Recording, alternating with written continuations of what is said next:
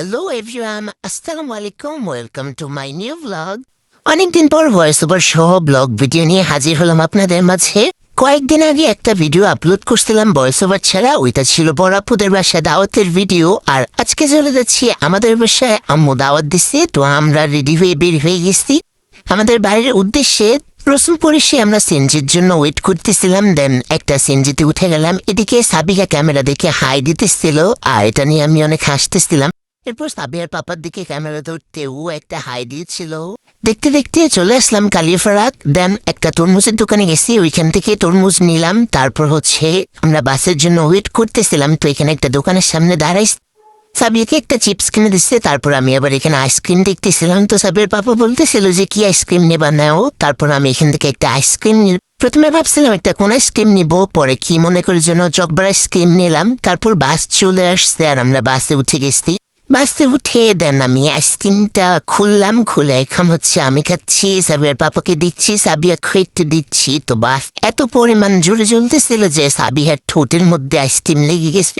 কিছুক্ষণের মধ্যে আমরা চলে আসলাম হাজীগঞ্জ, আর এই কাচ্চি ডাইন। প্রথম অবস্থায় এত পরিমাণ ভিড় ছিল যা বলার বাহিরে, একদম ধাক্কা ধাক্কি করার মতো অবস্থা। আর এখন দেখেন একটা মানুষও নাই। এখানে দেখলাম 3-4টা মেয়ে শুধুমাত্র মনে হয় ছবি তোলার জন্য আসছে।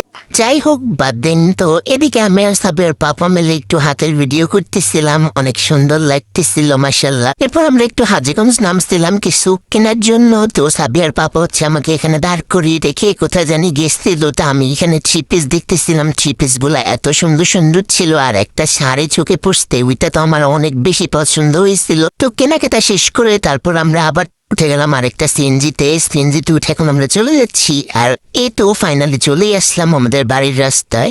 এখান দিয়ে যাইতে তো আমার অনেক বেশি ভালো লাগে। আমাদের এদিকে একদম সব রেল লাইন দিকটা অনেক সুন্দর, সবারই অনেক ভালো লাগবে যে প্রথম আসবে তার কাছ থেকে। এখানে সাবিয়া হাই দিচ্ছিলাম, বললাম সালাম দাও, পরে ও সালাম দিছে।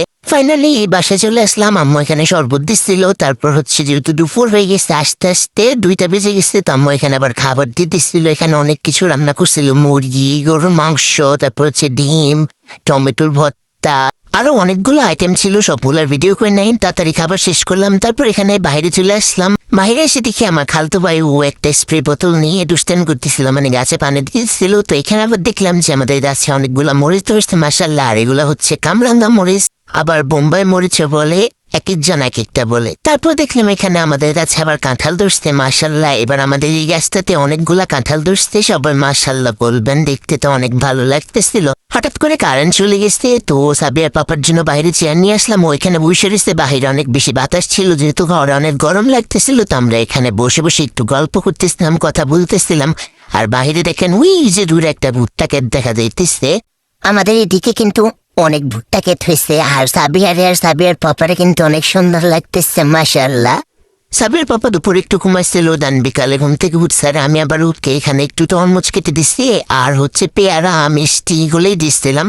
সন্ধ্যার দিকে আবার আমার ভাই বাজার গেছিল, ও আবার এখানে চটপটি নিয়ে আসছে। আমরা বলছি এগুলা সবাইকে ঠিক করে দিতে। তো ওইখানে পলিথিনের মধ্যে দেখলাম যে কয়েকটা ফুসকো দিচ্ছে, এটা মনে হয় উপর দিয়ে ভেঙে দেওয়ার জন্য। তো আমি আবার ভেঙে দিয়ে দিচ্ছিলাম। চটপটিটা অনেক মজা ছিল। এরপর সন্ধ্যায় আবার আমরা চা বিস্কুট খাইতেছিলাম। তো আজকের ব্লগটা আপনাদের কাছে কেমন লাগছে অবশ্যই কমেন্ট করে জানাবেন। সবাই ভালো থাকবেন, আল্লাহ হাফিজ।